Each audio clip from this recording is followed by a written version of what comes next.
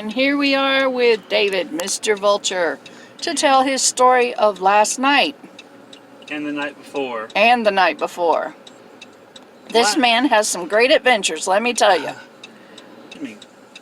And I was heading down, well, fixing to head down the interstate to head home, but I realized the interstate had a lot of construction and it was backed up. So I proceeded to go down Lafayette Street, which turns into Murfreesboro Pike, then Murfreesboro Road, then Lowry and South Lowry, and back to Murfreesboro. Yeah, we got a bipolar state, but go Vols! Yeah! Roll Tide. Oh, shut up with you. Roll Tide. You shut up. You are not in Alabama. I don't care. That's where you married me. Will y'all help me here? Huh? Please? Help me? Beardy Picker, where are you? You know, men, let me, before I tell that story, you know what? Oh no, here we go. Men need to have better control of their women. Ah! See this thumb? Huh? That's where women belong under. Alright? Right under that thumb. Men, you need to be assertive. You need to take control. You need to let them know who wears the pants in the family. Huh? And that men, and not women, but men, have the last 2 words in the house. And that's yes, dear, and yes, hun. And your life will be much better. Now tell your story. Oh, be quiet. No, I was on Murfreesboro Road, or Lafayette, driving, a little tired, and next thing you know, I saw something on the road. I swerved at the last second because I realized it was a man lying in the middle of the road. He rolled as I swerved, and gosh, I keep saying and. I gotta work at this. That saved the man's life. It did. We both, I would dare say, maybe about a foot, this man would be under my car. And I would be talking about manslaughter. But it probably wouldn't have been my fault because it is not, this is racist, but the light where he was at was not working, the street light. He is black and he was on black asphalt. So I literally did not see the man, and thank God his palm was a little different color because that's what I saw. But I turned around and I hollered, hey, were you okay? He said he had been shot. And then I realized that, oh my gosh, this just happened in front of me. Now the vehicle was maybe 400 or 500 feet ahead of me when this happened. So I immediately went, because I have a carry permit, I got my gun out, immediately dialed 911. The gentleman was hollering for help. I wanted to go to him, but they had, you know, this is an active shooter situation. I don't know if the person's going to come back and want to take another shot or take a shot at me. I got the police there. I have some videos of the ambulances and the paramedics that are there.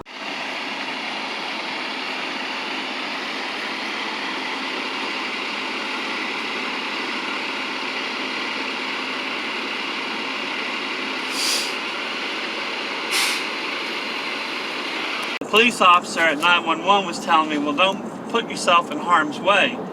And I had responded, well, I'm already in harm's way because this incident just happened. It is active. I don't know if, you know, the person that did this is going to come back. But, you know, I assessed the person that got shot. I do have a degree in cardiovascular medicine. I do know how to perform first aid. He was shot in the upper right thigh.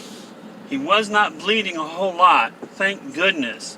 I spoke with the detectives, and there was not really a whole lot of information I could have given. Well, as of this morning, they don't know in what condition he's in.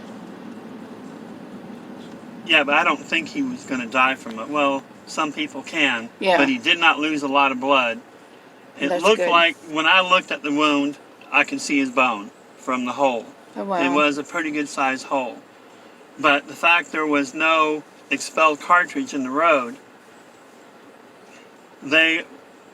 one of the things the detective was throwing around that maybe he was shot somewhere else and he was rolled out of the car. I don't know. I didn't see the actual moment when all that happened, and I didn't hear anything. but I hope to God this man is okay, and they catch the people that that did this. But last night, Oh, there's the church where David passed out twice on our wedding day. it's shock. It's what it was. It was. I'm stuck in your pocket. Who's in your pocket? I don't know. Let me see. Hey, hun. There's the vet. You need to go there and get your shots. But last night, my sugar was dropping, and I was calling it a night. So I was trying to find a gas station before I started getting a little too to the point where I couldn't drive, incoherent. So the only place I could find was a 24-hour laundry. I went in there and I grabbed a soda. I started drinking it down. I sat down for a moment. There was this young lady. She was there, and she had asked me, did I have any money to get her something to eat? And I had told her, give me a minute, let my sugar come back up, and I'll get some change, and I'll get you a munchie out of the machine. Well, she had wanted me to take her to like McDonald's or something, and I was like, no, I can't do that. But I did get her a munchie, and I was waiting there for my sugar to come back up, and she asked if, she can talk with me, because she says, no one really ever talks to her. So I'm trying to be nice, so I sat down, and first I was sitting on the pool table on the corner, and then she went and actually got me a chair to sit on because I've got a messed up knee, and I thought that was very nice of her. She was there doing laundry, but then among the conversation, she told me she was homeless and lives in the street, and I felt really bad. And we've almost got to that point, because I lost my job in 2010, we lost our home, and if it wouldn't have been for my parents and us actually having a travel trailer, we would be in the street. But that being said, getting back to what happened, I don't know, I guess maybe I was there about an hour, and I just lost track of time talking and laughing, and but then next thing you know, this other woman comes in, and she says, hold on a second. So she runs by the bathroom and grabs her shoes, or her flip-flops, takes them and hides them. And then she smiles, and says, I'm going to play a prank on her. The lady comes out all upset. Of course, I'm in on it because I knew what happened, and I'm playing dumb. I hadn't seen them. But long story short, this thing escalated to the point where this lady got this man, he got all up in her face, grabbed her and punched her. This other lady grabbed her hair. While this was going on, I stood up and yelled and said, hey, stop this! Because they're about to beat the heck out of this woman for a sheer prank. Then they both let her go, and the guy, he went and grabbed a pool cue and started to take a swing at me with a thick end towards me, and all I could do was put my arm up, and I gave him a really dirty look. Then I proceeded to keep walking and told him I'm just going to call the police, because he had just assaulted a woman.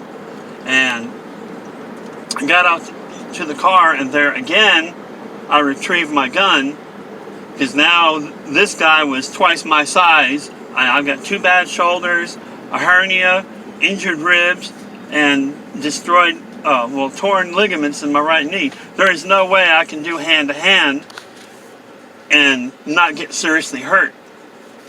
He comes out right when I'm in the middle of the call, and he starts coming towards me, so I take a stance, with my pistol, and I told him to stop, drop the bag, and go back in. The police is on its way.